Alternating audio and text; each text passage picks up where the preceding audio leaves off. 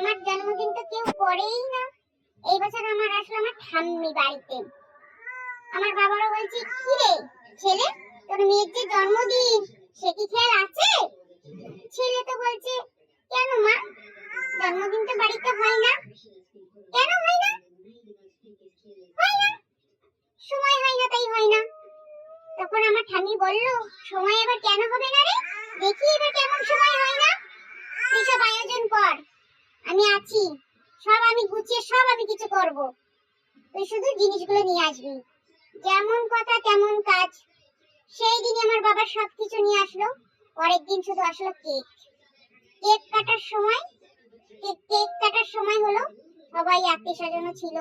Cake কাটলাম, আনন্দ ফুর্তি করলাম। আর তারপর কি হলো জানো বন্ধুরা, আমি এক একটা করে গিফট পেলাম। গিফটের মধ্যে ছিল বারবি ডল, বারবি পুতুল,